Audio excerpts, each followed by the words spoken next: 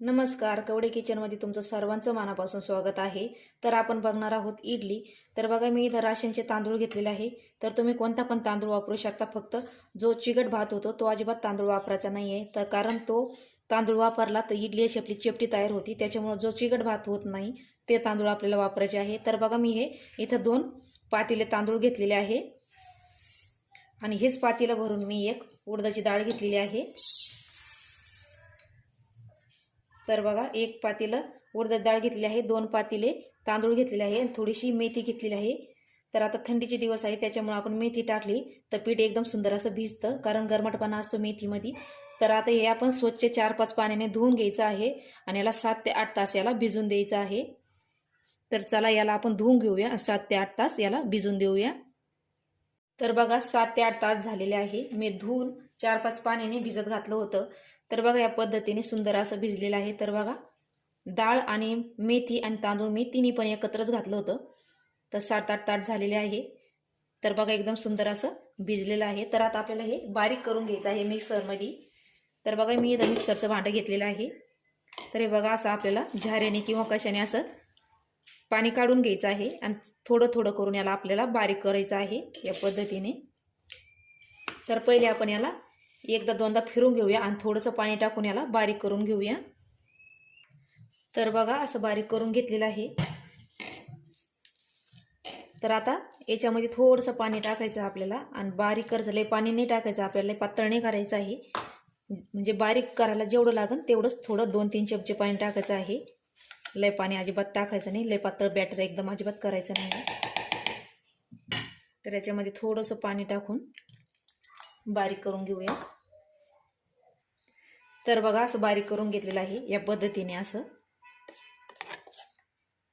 हे बघा हाताला असं रवळ लागलं पाहिजे थोडंसं, जेवढं बारीक होईल तेवढं बारीक करून घ्यायचं आहे आपल्याला. तर या पद्धतीचं बॅटर पाहिजे आपल्याला. तर आता हे आपण एका मोठ्या पातेल्यामध्ये काढून घेऊया. स्टीलच्या पातेल्यामध्ये काढायचं आहे आपल्याला, जर्मलच्या वगैरे काढायचं नाही, कारण जर्मलच्या पातेल्यामध्ये काळापणा होतो. त्याच्यामुळे शक्यतो स्टीलच्या पातेल्यात किंवा डब्यात काढायचं आहे. तर चला आता हे या पातेल्यात काढून घेऊया. सगळं असंच याप्रमाणे बारीक करून घेऊया. बघा मी हे सगळं बारीक करून घेतलेलं आहे. तर मी हे बारीक करून घेण्याच्या आधी इथं 1 वाटी पोहे भिजत घातले होते, म्हणजे स्वच्छ धुवून घेतले होते. आणि आता आपल्याला हे पण बारीक करून घ्यायचे आहे आणि याच्यामध्ये टाकून घ्यायचे आहे. हे बारीक करण्याच्या टायमाला आपल्याला पहिले हे भिजत घालायचे आणि मग हे बारीक करून घ्यायचं आहे. तर बघा आता हे बारीक करून घेऊया आपण मिक्सरला. तर बघा मी पोहे बारीक करून घेतलेले आहे. याच्यामध्ये पाणी टाकून मी बारीक करून घेतलेलं आहे या पद्धतीने. तर आता याच्यामध्ये काढून घेऊया हे. तर बघा मी पोहे काढून घेतलेले आहे आणि ते भांडं धुवून याच्यामध्ये थोडंसं पाणी टाकून घेतलेलं आहे. तर बघा आता आपल्याला या हातानेच मिक्स करून घ्यायचं आहे या पद्धतीने, कारण आपल्या हाताची पण ऊब याला जाती. तर आता आपण हे मिक्स करून घेऊया. तर बघा मी हाताने मिक्स करून घेतलेलं आहे. तर आता याच्यावरती आपल्याला झाकण ठेवून घ्यायचं आहे आणि याच्यावरती आपल्याला असा टावेल किंवा काही असं ठेवून घ्यायचं आहे, म्हणजे याला गरम पाणी येतो. तर तिथं गरमी असते तिथं आपल्याला हे ठेवून द्यायचं आहे, म्हणजे हे सकाळपर्यंत चांगलं एकदम छान भिजन हे पीठ. तर चला आपण हे गरम ठिकाणी ठेवून देऊया. तर बघा आपण हे रात्रभर पीठ असं झाकून ठेवलं होतं. तर मी हे पीठ आहे ना, आपल्या ज्या भांड्याच्या टॉरल्या असत्या मी त्याच्यामध्ये भांडी काढून तिथं हे ठेवलं होतं. गरमट असं होतं तिथं, त्याच्यामुळं मी तिथं ठेवलं होतं हे. तर बघा आता आपण चेक करूया. तर बघू शकता तुम्ही किती सुंदर असं आपलं पीठ भिजले गेलेलं आहे. हे बघा किती छान अशी मस्त फुगलेलं आहे पीठ. तर आपल्याला असंच पीठ पाहिजे, कारण आता थंडीचे दिवस आहे त्याच्यामुळे मी तुम्हाला म्हटले होते की एकदम तिथं उभं असन तिथं गरम याला ठेवायचं आहे पीठ. आणि याच्यामध्ये मेथी टाकलेली आहे याच कारणाने की मेथीने खूप सुंदर असं भिजलं जातं, मेथी गरमट असती त्याच्यामुळं. तर बघा एकदम सुंदर असं भिजलेलं आहे. तर याच्यामध्ये आता आपण चवीपुरतं मीठ टाकून घेऊया. आपल्याला मीठ आधी टाकायचं नाही आहे. मीठ जेव्हा आपण बनवतो इडली त्यावेळेस आपल्याला मीठ टाकून घ्यायचं याच्यामध्ये. तर आता चला हे मिक्स करून घेऊया. तर बघा किती सुंदर फुगलेलं आहे पीठ. आणि आपल्याला जास्त पण हलवायचं नाही आहे, कारण याचीवाली जाळी एकदम सुंदर येईन. मग जास्त हलवलं तर याचे जे बबल आहे ते जाऊ शकते, त्याच्यामुळे आपल्याला जास्त हलवून घ्यायचं नाही आहे. तर बघा इथं इडली पात्र घेतलेलं आहे मी. तर आपल्याला याला थोडं थोडं तेल लावून घ्यायचं आहे, कारण मग इडली आपली चिटकत नाही. त्याच्यामुळे आपल्याला हे सगळ्या भांड्याला तेल लावून घ्यायचं आहे थोडं थोडं. आणि मी भांडं गरम करायला ठेवलेलं आहे त्याच्यामध्ये थोडंसं पाणी ठेवून. तर बघा आता याला आपण तेल लावून घेऊया आणि हे इडली भरून घेऊया. तर बघा आता तेल लावून झालेलं आहे. तर आता आपण याच्यात इडलीचं मिश्रण भरून घेऊया या पद्धतीने.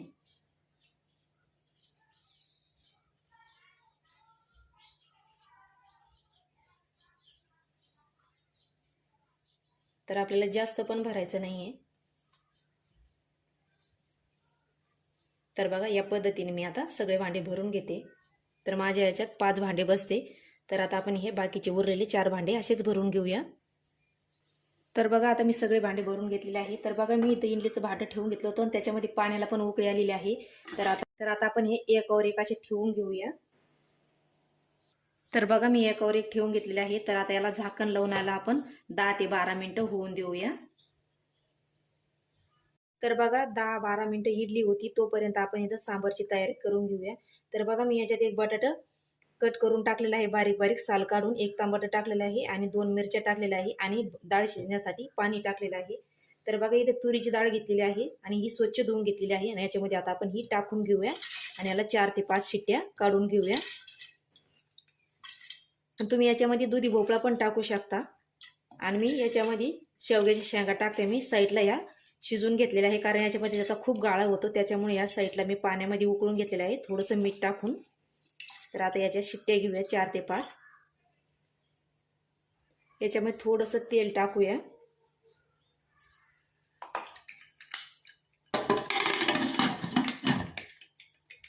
आता याचं झाकण लावून याच्यात आपण 5 शिट्ट्या काढून घेऊया. तर बघा 10 ते 12 मिनिटं झालेली आहे. तर आता आपण चेक करूया. तर एका रुमालने आपल्याला झाकण काढून घ्यायचं आहे.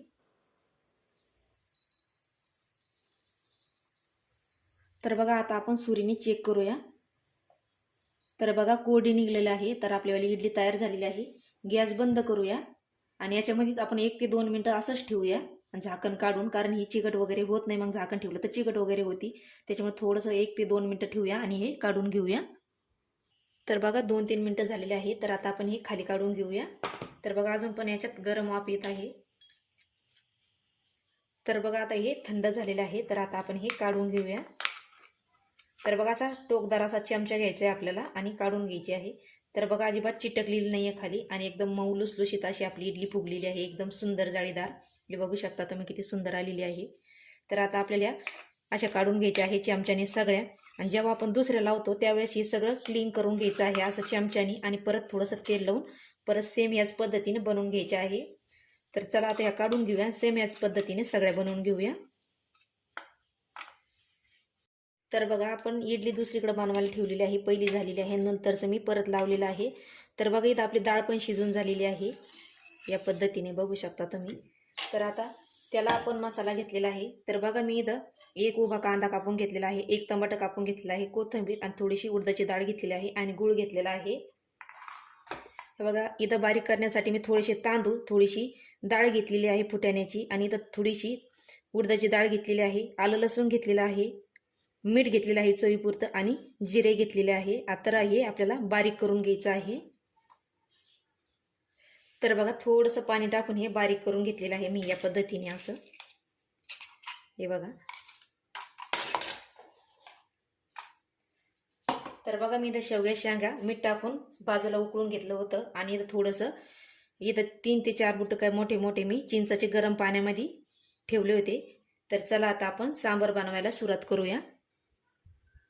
तर बघा इथं मी मोठं पातेलं ठेवून घेतलेलं आहे आणि 1 चमचा तेल टाकून घेतलेलं आहे मोठं. तर आता याच्यामध्ये आपण मोहरी टाकून घेऊया. मोहरी तडतडली का आता आपल्याला जिरे टाकून घ्यायचे आहे. थोडासा हिंग टाकल्याच्या नंतर आपल्याला कांदा टाकून घ्यायचा आहे आणि ही जी डाळ आहे ही पण डाळ टाकून घ्यायची आहे. उडदाची डाळ टाकून घ्यायची आहे आपल्याला आणि कांदा. तर बघा कांदा परतून झाला की आपल्याला टमाटर टाकून घ्यायचा आहे आणि याच्यामध्ये कढीपत्ता पण टाकायचा आहे, पण माझ्याकडे कढीपत्ता आता सध्या शिल्लक नाही आहे. तर आता हे टमाटर आणि कांदा छानपैकी असं परतून घेऊया. तर बघा टमाटर परतून झालेले आहे. तर आता आपण हे जो मसाला बारीक करून घेतला होता, आलं लसणाची पेस्ट आणि डाळी वगैरे, तर आता ते टाकून घ्यायचं आहे आणि ते पण परतून घ्यायचं आहे. तर बघा मसाला परतून झाल्याच्या नंतर आता आपण याच्यामध्ये गूळ टाकून घेऊया.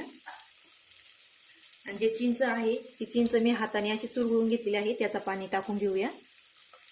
तर बघा चिंचेचं पाणी पण टाकून घेतलेलं आहे आणि गूळ पण. तर बघा मसाला छानपैकी परतून झालेला आहे. तरी इथं मी सांबार मसाला वापरत आहे. तर बघा सांबार मसाल्याची 10 रुपयाची पुडी आणलेली आहे, ती टाकून घेतलेली आहे.